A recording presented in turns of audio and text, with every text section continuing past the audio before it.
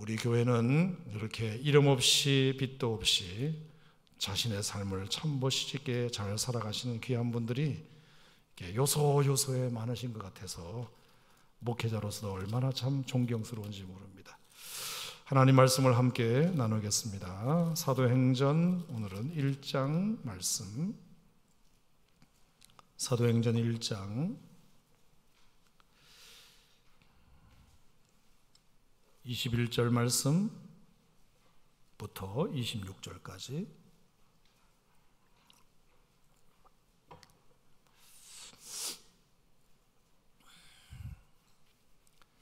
사도행전 1장 21절 말씀부터 26절까지 순서를 따라서 보겠습니다.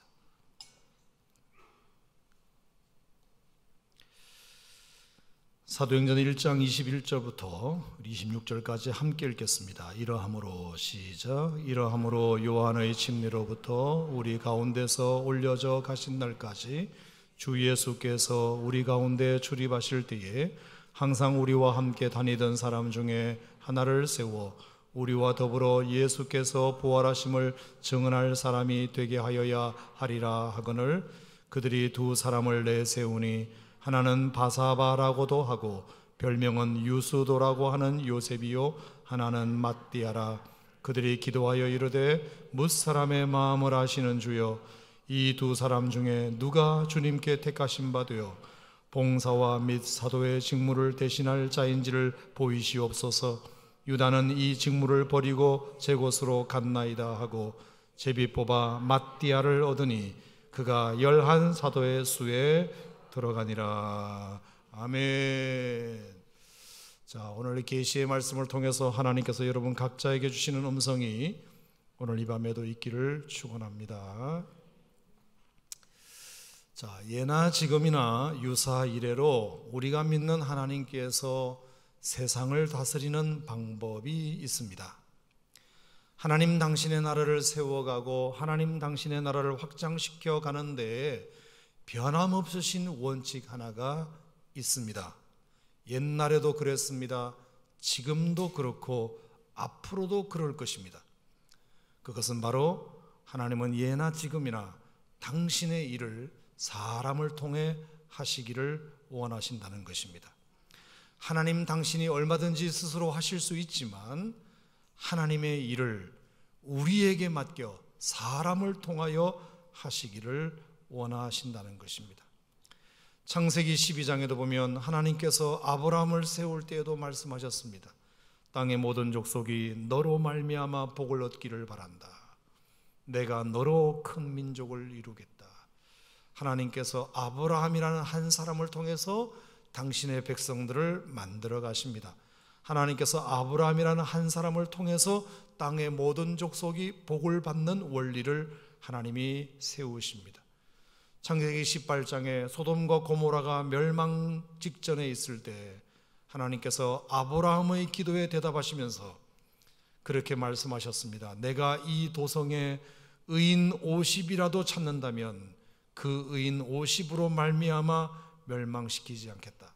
내가 이 도성에 45명의 의인이라도 찾는다면 그 의인 5명으로 말미암아 멸망시키지 않겠다.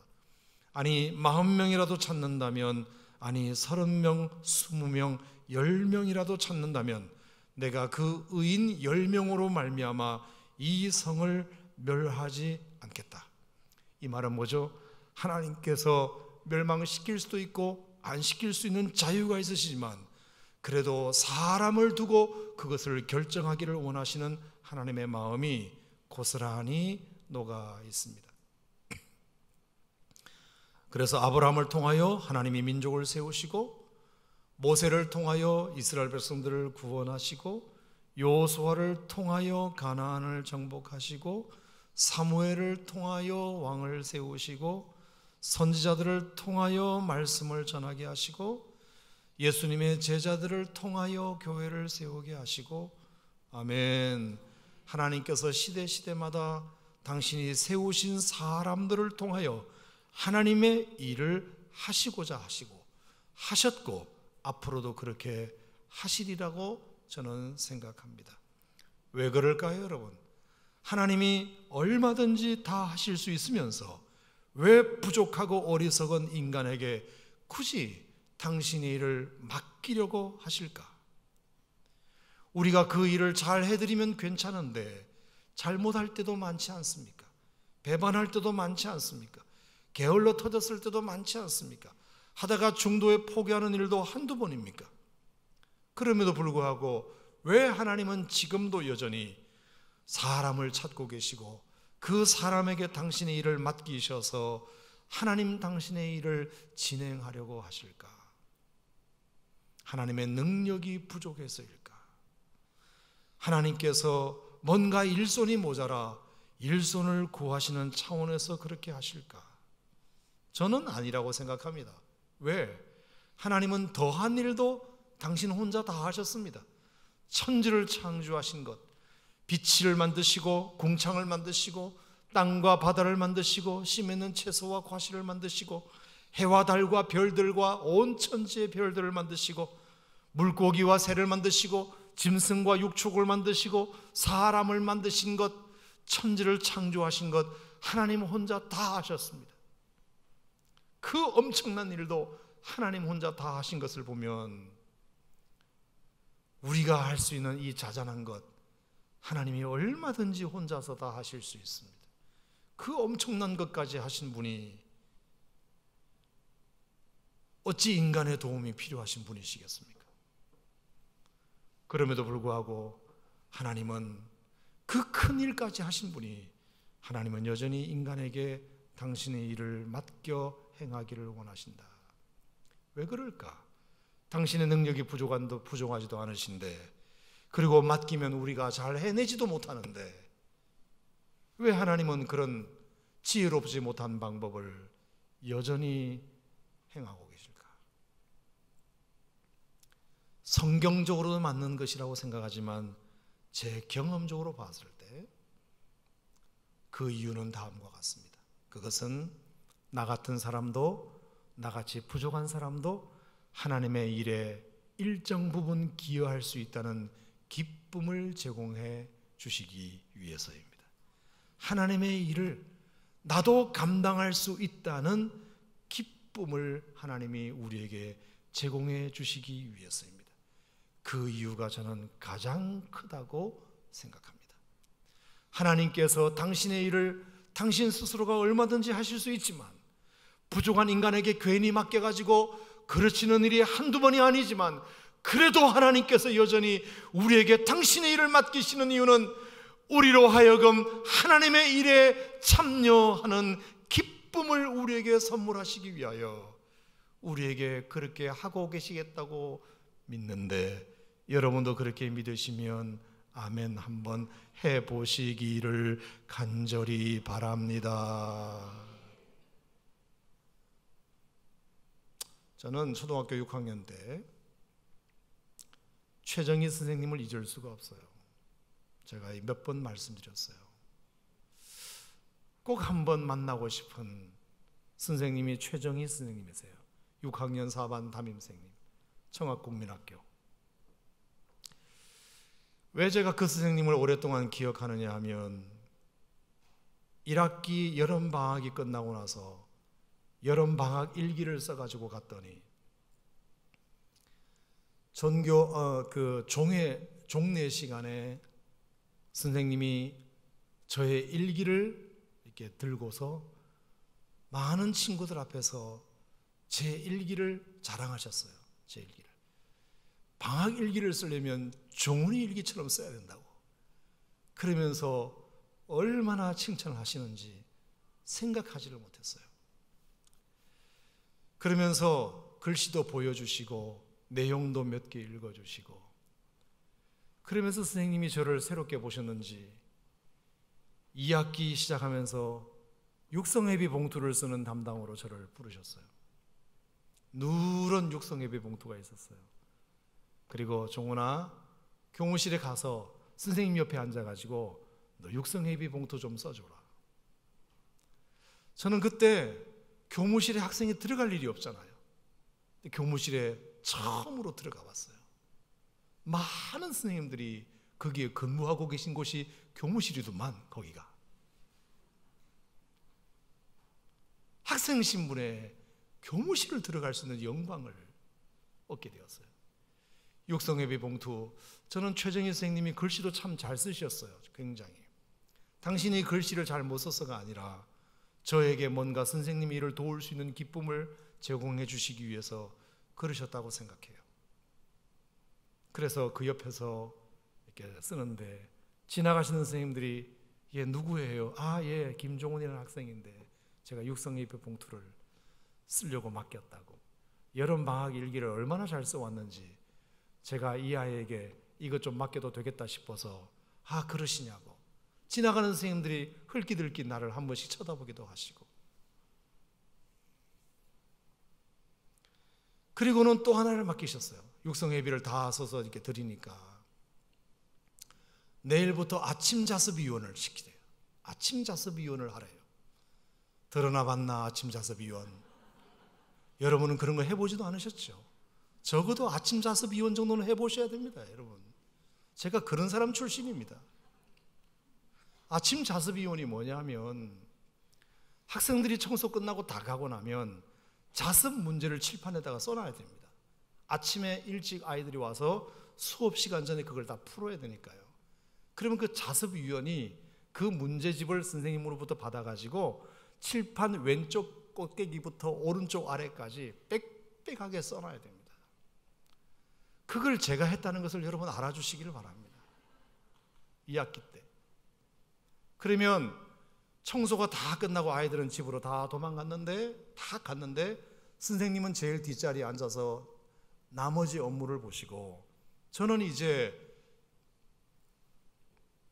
칠판에다가 자습 문제를 빼곡하게 적기 시작하는 거죠. 얼마나 참 좋았는지 몰라요. 그걸 저한테 맡기셨다는 것이, 저는 물론 선생님의 진짜 의도가 저에게 기쁨을 주시기 위해서 맡기셨는지 아니면 당신이 하기가 귀찮으니까 나한테 맡겼는지 그건 모르겠지만 저는 선생님의 의도가 중요하잖아요. 큰 중요하잖아요. 저에게는 그것이 너무 큰 기쁨이었으니까요. 집에 가봤대자 기다리는 사람도 없고 어차피 어머니는 지금 늦게 들어오실 것이고 가봐야 챙길 동생들밖에 없는데 그래도 집에 일찍 가고 싶은 마음도 없고 일거리를 주신 거죠. 그래서 정성껏 다 쓰고 선생님 예, 다 했는데 예. 아이고 다 했구나. 아유 참 잘 썼네. 그래 이제 선생님도 일이 다 끝났으니까 우리 같이 퇴근하자. 그러면 6학년 4반 교실에서 1층으로 딱 내려오면 운동장을 대각선으로 가로질러 저쪽 끝에 교문이 있어요.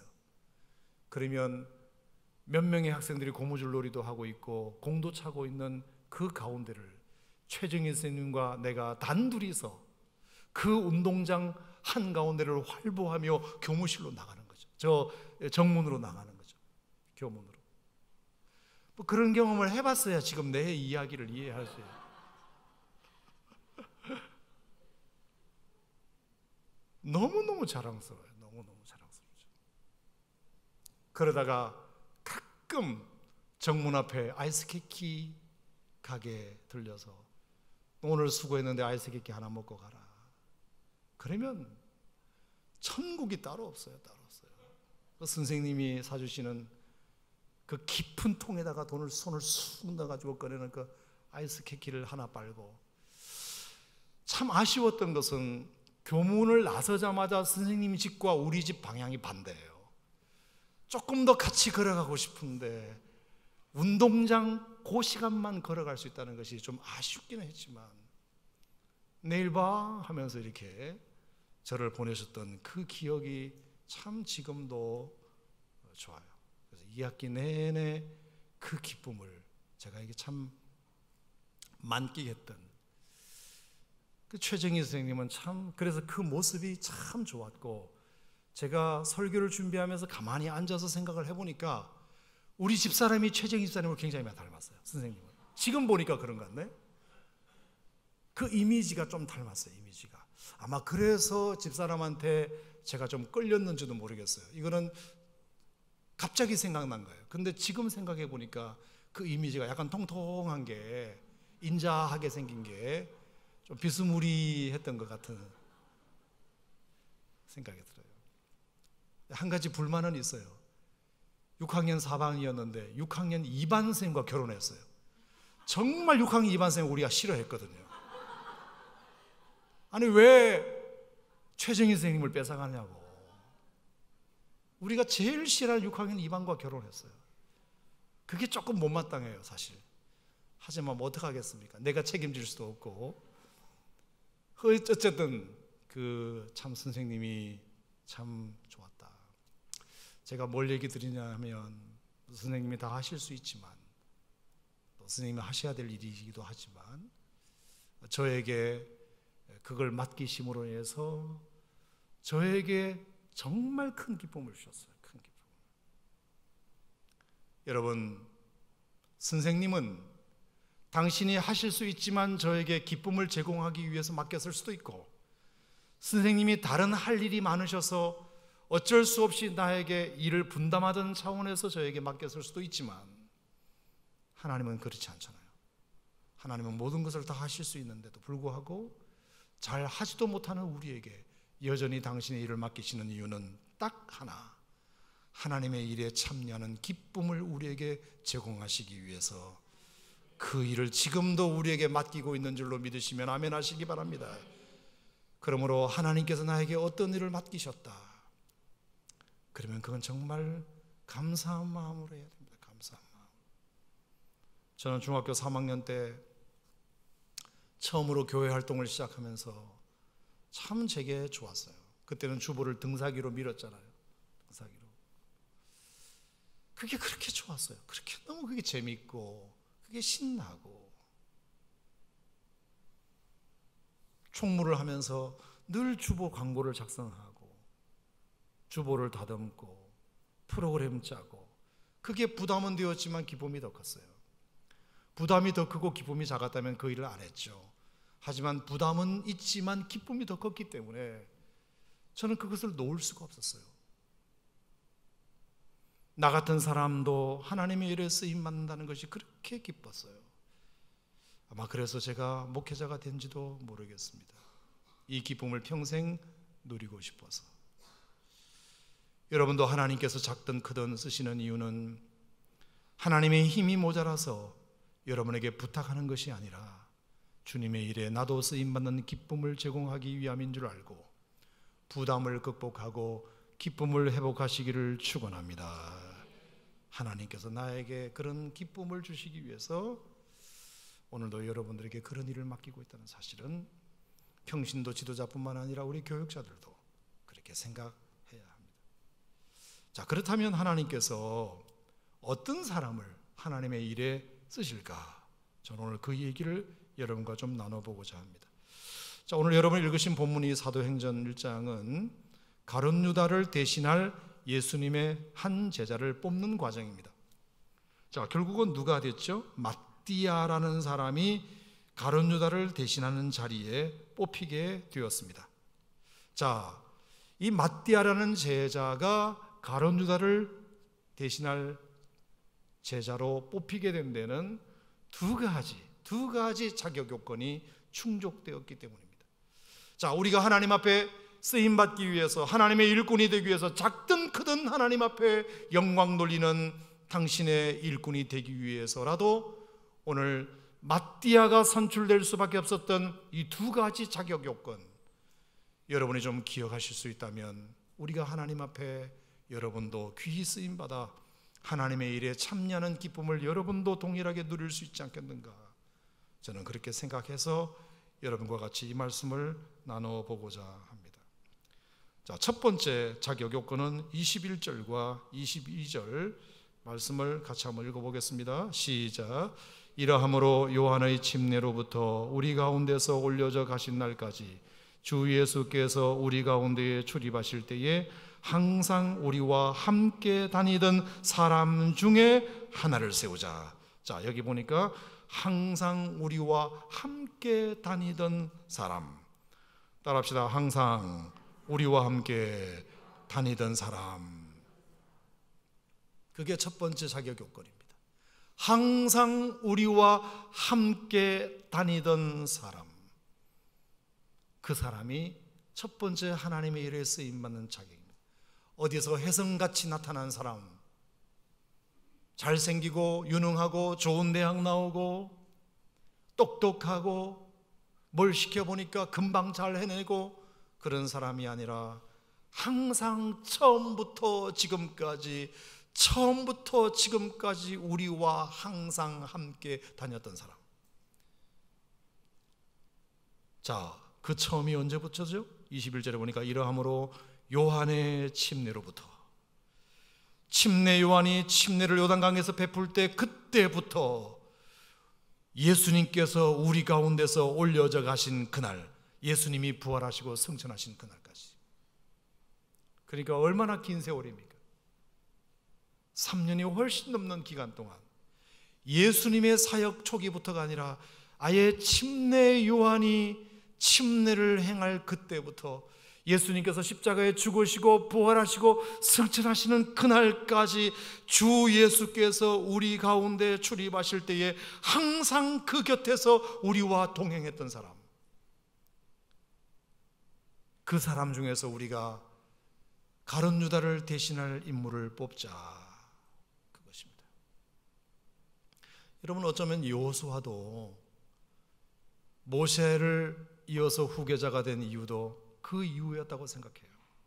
물론 여호수아는 아말렉 군사와 전쟁에 나갈 때 최전방 공격수로 나갔던 용맹한 사람이고, 또 모세가 어떤 장막에서 하나님을 만나 친구처럼 대화할 때 모세가 그 진을 나와서 장막으로 돌아갔지만 여호수아는 그 자리에 남아서 그 부스러기 은혜로도 사모하는 그 은혜를 사모하는 열정이 여호수아에게 남달랐고, 또 12명의 정탐꾼 중에 하나로 돌아와서 갈렙과 함께 긍정적으로 보고했던 긍정적 마인드도 물론 여호수아에게 있었지만, 여호수아가 결정적으로 모세의 후계자가 될 수 있었던 것은 그가 모세가 사역을 시작할 때부터 끝날 때까지 모세의 시종 역할, 모세의 심부름 역할. 여러분, 심부름을 하려면 항상 그 곁을 지켜야 되잖아요. 5분 대기조로 항상 그 지근거리에서 모세가 찾을 때, 예, 모세 선생님, 저 여기 있습니다. 무슨 일 때문에 부르셨습니까? 언제든지 그 시종으로서, 심부름꾼으로서 그 곁을 처음부터 끝까지 지켰던 사람이 여호수아입니다. 처음부터 끝까지 모세와 함께 했던 사람. 여러분, 좋은 날만 있었겠습니까? 힘든 날도 있었겠지요. 포기하고 싶은 날도 있었겠지요. 모세가 여호수아를 칭찬해 줄 때도 있었겠지만, 모세가 여호수아가 마음에 안 들었을 때도 있었겠지요. 좋은 날도 있었고 슬픈 날도 있었고 고생도 함께하고, 그 모세의 역사를 아는 사람, 생사고락을 함께한 사람, 그런 사람을 하나님께서는 모세의 후계자로 세우셨어요. 요한의 침례로부터 예수님의 승천까지 그 기간 동안, 그 적지 않은 기간 동안 함께 있었던 사람. 여러분 잘 아시는지 모르겠지만 예수님에게는 12제자가 있었잖아요. 그 12제자 중에서 5제자와 나머지 7제자는 예수님으로부터 부름받은 시기가 달라요. 예수님의 첫 5제자 베드로, 안드레, 요한, 빌립, 나다나엘, 이 5제자는 예수님의 아주 초창기부터 예수님의 제자가 된 사람이지만, 나머지 7명의 제자는 예수님이 사역하신 지 1년이 지난 다음에 그때 7명이 부름받았어요. 예수님의 12제자가 모두가 다 3년 동안 예수님을 따라다녔던 게 아니에요. 3년간 따라다닌 사람은 5명이에요. 나머지 7명은 1년 반만 따라다녔어요. 그런데 베드로와 안드레와 요한과 빌립과 나다나엘과 함께 초기 사역자로 예수님을 따라다녔던 사람 중에 한 사람이 바로 바사바와 마띠아였어요. 그러니까 얼마나 예수님의 애초의 초기 사역부터 이 사람은 예수님과 함께 동고동락했던 사람 중에 한 사람입니다. 근데 여러분, 놀랍지 않아요? 그렇다면 신약성경 어디엔가 마띠아라는 이름과 바사바라는 이름이 나왔어야지. 사복음서 어디엔가 마태복음, 마가복음, 누가복음, 요한복음 어디엔가 바사바나 마띠아가 나왔어야 해요. 왜? 베드로와 같은 시기에, 안드레와 같은 시기에, 요한과 같은 시기에, 빌립과 나다나엘과 같은 시기에 애초에부터 부름받은 사람이니까. 그러니까 무슨 마태라든지 시몬이라든지 유다라든지 야고보라든지 이런 사람하고는 벌써 기수가 달라요. 훨씬 더 앞기수예요. 1기에 1기. 벌써 야고보나 마태나 이런 사람들은 2기예요, 2기. 그럼 여러분, 우리나라 사람도 그렇지만 이 기수를 굉장히 따지잖아요. 너 몇 기야? 내 밑에구만. 이런 거 잘하잖아요. 자, 그런데 베드로나 안드레나 요한이나 빌립이나 나다나엘은 1기 제자예요. 1기 제자. 그 사람들은 정말 예수님으로부터 예수님의 아주 지근거리에서 그를 섬겼고, 마태복음과 마가복음과 누가복음과 요한복음에 그들의 이름이 많이 나와요. 많이 등장해요. 그런데 왜 1기 제자, 1기 예수님을 따라다녔음에도 불구하고 바사바와 마띠아는 신약 성경에 사복음서에 나오지 않고 사도행전에야 드디어 처음 나올까? 저는 참 여러 가지로 생각해봐요. 여러 가지로 묵상해봐요. 저는 그것이 이 바사바와 마띠아가 참 겸손했기 때문이에요. 초창기에 내가 부름받았지만 2기 제자들 앞에서 뻐기지 않고, 당신이 예수님의 12제자 중에 한 사람이지만 나는 예수님의 12제자에 끼지는 못했지만 기수로는 내가 선배야, 나 좀 대접해줘, 얼마든지 그렇게 말할 수 있지만 무명용사로서 섬겼어요. 왜? 보세요. 요한의 침례로부터 예수님께서 우리 가운데 올려가신 그날까지 주 예수께서 우리 가운데 출입하실 때에 항상 우리와 함께 다니던 사람이었어요. 단 한 번도 예수님 곁을 떠난 적이 없어요. 그러니까 늘 예수님의 12제자에 끼지는 못했지만 예수님을 한 번도 떠난 적이 없어요. 그런데도 불구하고 이름은 안 나와요. 그러니까 얼마나 그들의 섬김이 겸손한 섬김이었는지. 자신의 이름이 드러나지 않아도 좋아요. 내가 일기고 내가 개척 멤버고 그게 중요한 게 아니라 나는 하나님 앞에 내 은사와 발란트를 따라 성실하게 주님을 섬길 수 있는 것이 나의 기쁨이지, 무슨 내 이름을 드러내고 기수를 따지고 너 몇 살이야, 너 언제 왔어, 그것 따지지 않고. 바사바와 마띠아는 요한의 침례로부터 시작해서 예수님이 승천하시는 그날까지 항상 그 곁을 지켰다. 얼마나 훌륭한 사람인지 몰라요. 얼마나 훌륭한 사람인가.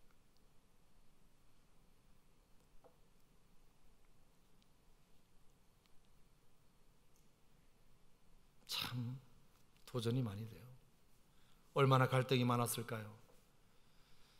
예수님께서 계속 12제자만 끼고 다니시고 나 같은 바사와 마띠아는 별로 예수님께서 돌아봐 주지 않으시고 이름 한 번 안 불러주시고 어디에 성경에 자기 이름 하나 기록시켜 주지 않으시고 12제자만 잘난 척하고 돌아다니고 별 것도 없는 인간들이, 별 것도 없는 것들이 저렇게 설치고 다니는데 차라리 내가 훨씬 더 낫지, 그런 생각이 들 때가 얼마나 있었겠습니까마는 그래도 철저하게 자기를 드러내지 않고 고난도 있고 유혹도 있고 슬픔도 있고 억울함도 있고 자존심 상할 때도 있고 섭섭한 감정도 있었겠지만 꿋꿋하게 자리를 지킨 결과 하나님께서 결국에 그 마띠아라는 한 사람을 가룟 유다의 대신할 제자로 세워주신다.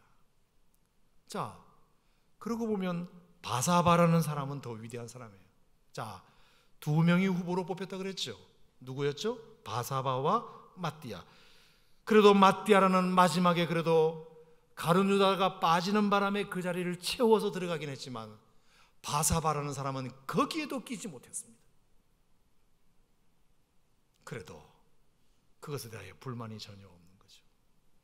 내가 주님께 섬기는 기쁨이 내게 중요하지 내가 무슨 자리를 차지하는 게 뭐가 중요하냐.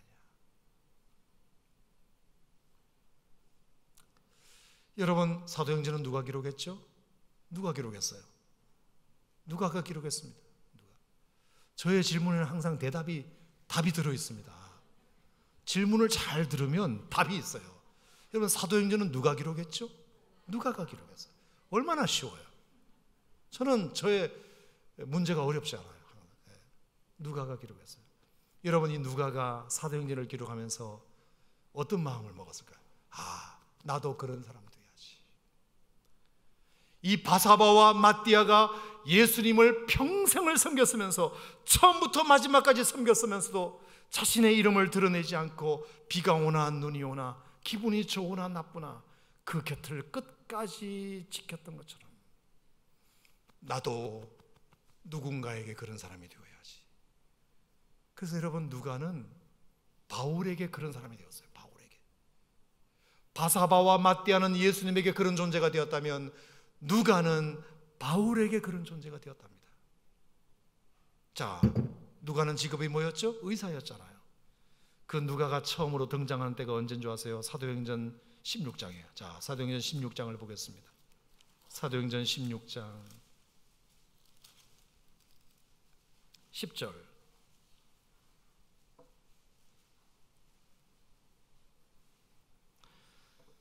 사도행전 16장 10절. 자, 다 같이 시작. 바울이 그 환상을 보았을 때 우리가 곧 마게도냐로 떠나기를 자, 거기 보니까 우리가라고 나와요. 우리가. 자, 사도행전은 누가 썼죠? 누가가 썼어요. 그 누가가 쓰면서 우리가라고 하면 내가 들어있는 거예요? 안 들어있는 거예요? 내가 들어있잖아요. I가 아니라 we. 우리가 하면 나를 포함한 사람들이에요. 나를 포함한 사람들. 자, 우리가라는 말이 사도행전 16장 10절에 처음 나와요.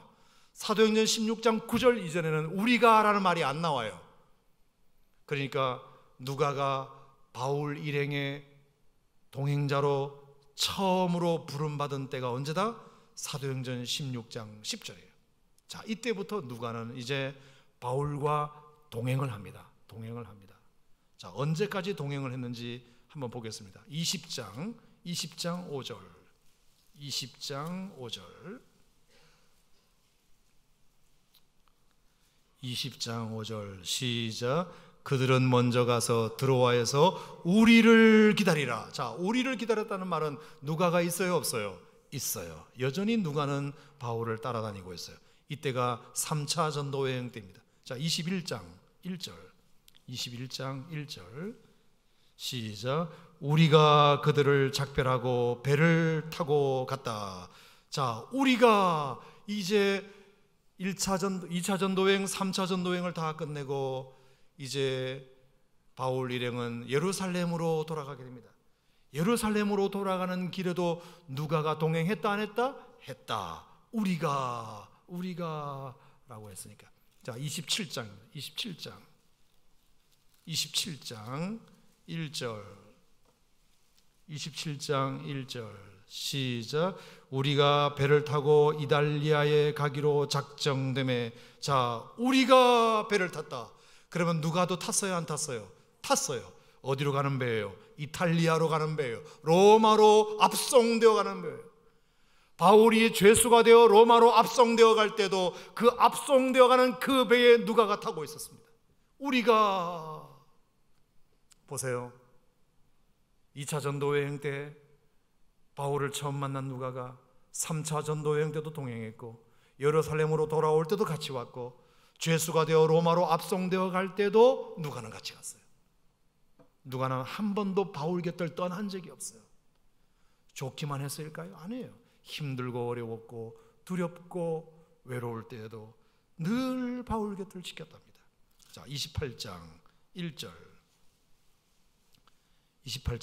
시작. 우리가 구조된 후에 안즉 그 섬은 멜리데라 하더라. 자, 우리가 구조되었다. 유라굴로 광풍을 만나가지고 누가도 죽을 뻔했어요. 하지만 그 곁을 끝까지 바울을 지켰다는 말씀입니다. 16절 시작.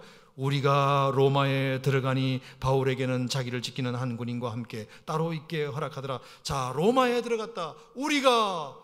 자, 그러니까 누가는 로마까지 갔어요, 안 갔어요? 갔어요. 끝까지 바울을 따라다녀요. 죄수가 되든 뭐가 되든 풍랑을 만나든 뭐가 되든 상관없이 누가는 끝까지 바울 곁을 지켜요. 바울 곁을. 처음부터 끝까지. 그러니까 바울에게 있어서 누가는 고마울까 안 고마울까? 너무 고맙지. 세상에 이렇게 고마운 사람. 자, 그래서 디모데후서 4장을 보겠습니다. 디모데후서 4장. 디모데후서 4장. 자, 디모데후서 4장 10절.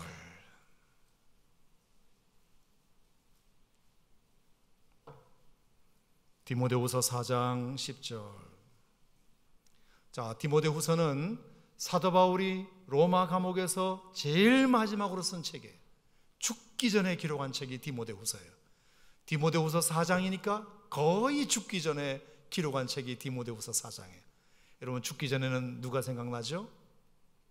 고마운 사람들 생각나잖아요. 자, 디모데후서 4장 10절 천천히 시작.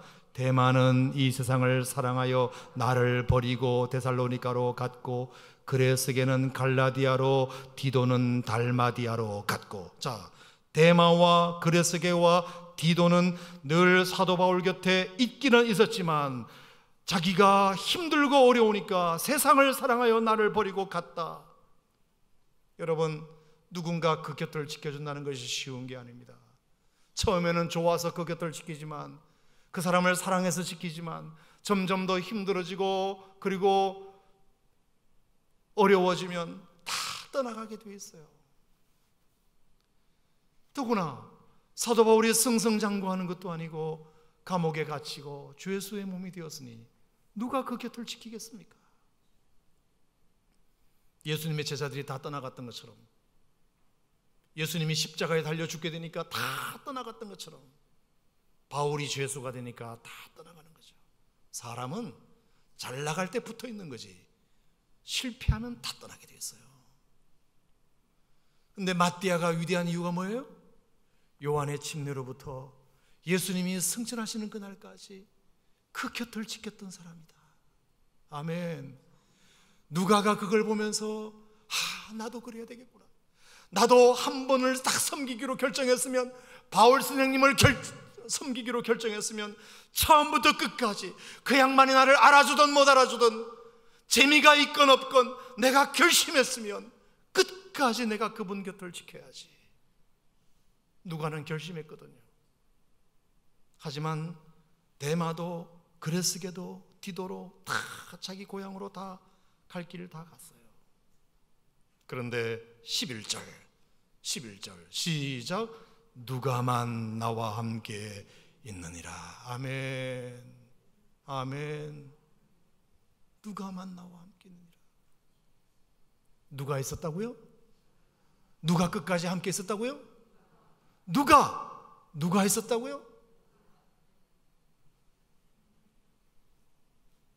그러니까 바울에게는 얼마나 고마운 사람이에요. 이게 다 마띠아에서 배운 거예요. 바사바에게서 배운 거예요. 참 마띠아가 훌륭하다. 이름도 없이 빛도 없이 저렇게 예수님을 끝까지 잘 섬기는 12제자에 끼지도 못했는데, 그걸 보고 누가는 나도 저래야지.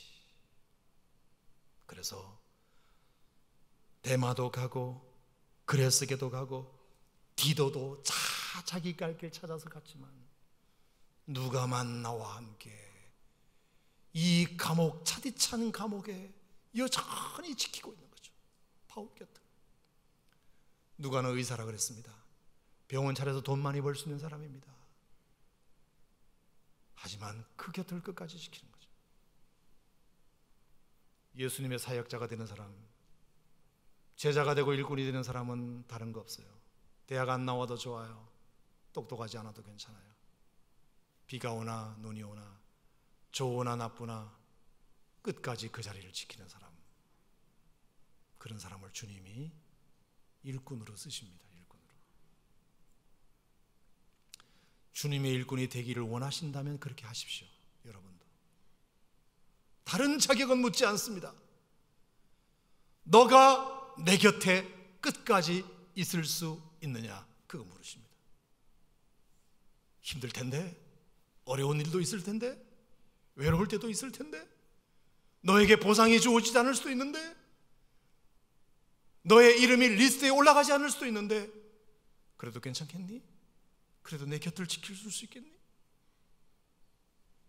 그 결심이 바로 선 사람에게 주님은 일을 맡기시고 주님의 일에 참여하는 기쁨을 제공해 주십니다. 그래서 누가가 누가복음을 쓰고 사도행전을 썼잖아요. 놀라운 거죠.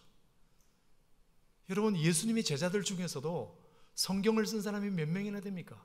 마태 한 사람 썼구나. 또 베드로 썼구나. 그리고 또 누가 있지? 성경 쓴 사람이? 요한도 썼구나. 그래. 예수님의 12제자 중에 성경을 쓴 사람이 몇 명 되지 않아요. 근데 누가가 2권을 썼어요. 누가복음과 사도행전.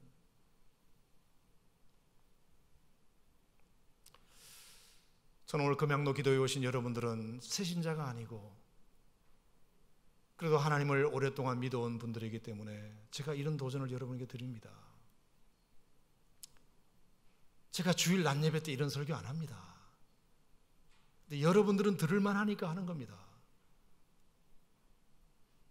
정말 마띠아처럼 바사바처럼 누가처럼 제발 부디 플리즈 주님을 끝까지 곁에서 지키시기 바랍니다. 주님을 그 믿음의 길을 끝까지 지키는 사람, 나와 함께 있는 사람, 처음부터 끝까지. 그게 얼마나 충분한지 몰라요. 두 번째, 예수님의 제자가 될 수 있었던 비결은 예수의 부활을 증언할 사람. 자, 사도행전 1장 22절로 돌아오면 사도행전 1장 22절 다 같이 시작. 항상 우리와 함께 다니던 사람 중에 하나를 세워 우리와 더불어 예수께서 부활하심을 증언할 사람이 되게 하여야 하리라.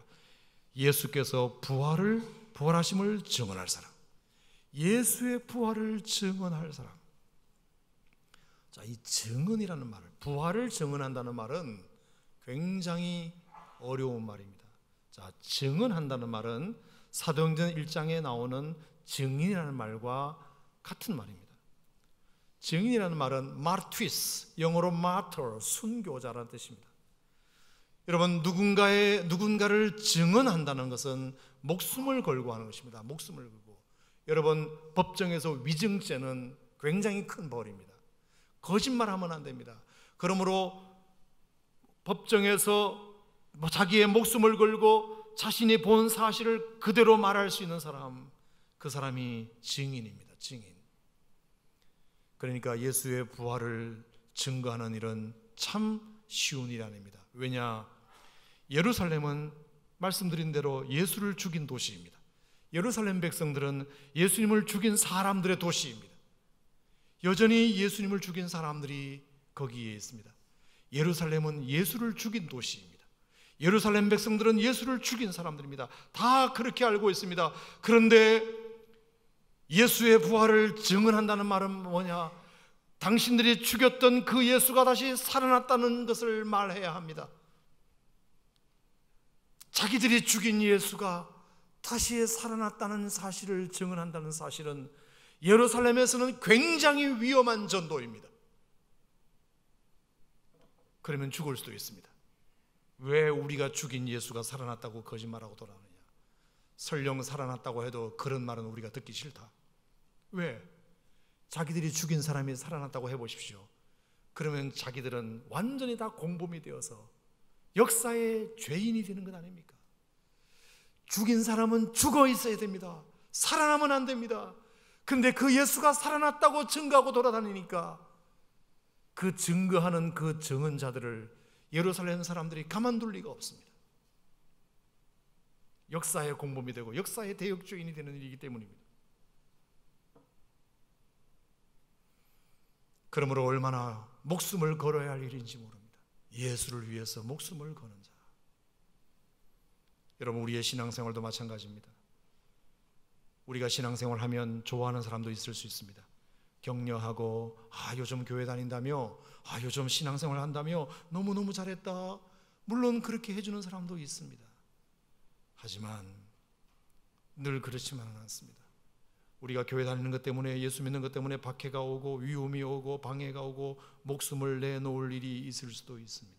없기를 바라지만 그런 각오는 되어 있어야 되지 않습니까? 예수님 때문에 덕 보려고 했지만 예수님 때문에 오히려 손해를 볼 일이 생겼다.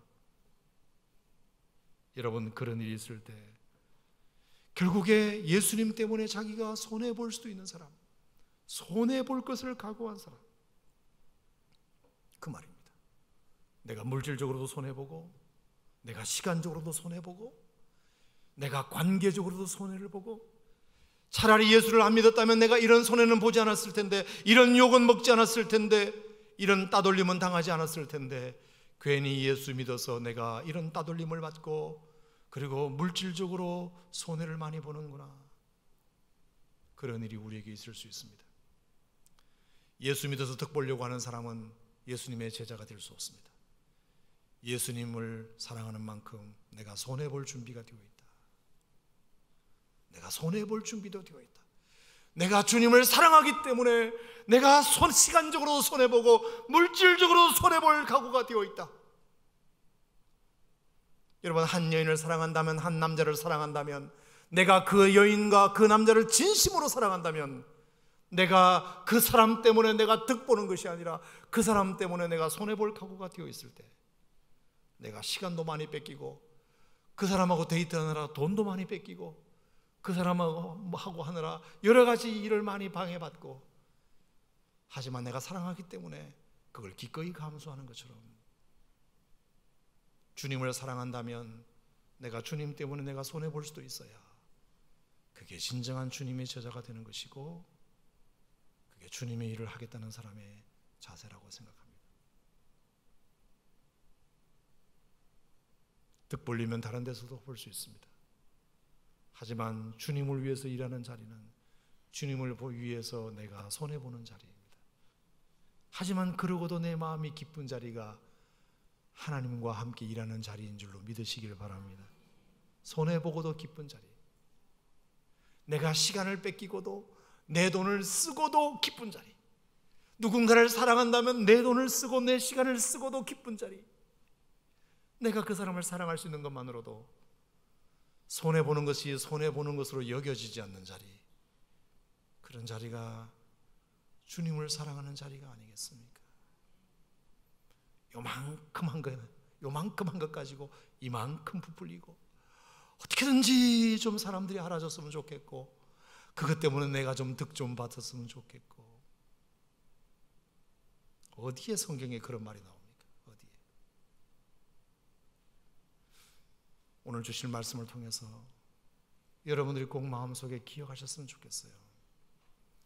전능하신 하나님이 여러분들에게 굳이 일을 맡기시는 이유, 잘 해내지도 못하는 여러분들에게 굳이 오늘도 일을 맡기시는 이유, 그것은 하나님의 능력이 부족해서가 아니라 여러분들로 하여금 영광스러운 하나님의 일에 동참하는 기쁨을 우리에게 제공하시기 위하여, 여러분과 저에게 오늘도 하나님은 우리에게 일을 맡기신다는 사실을 믿으시기를 바랍니다.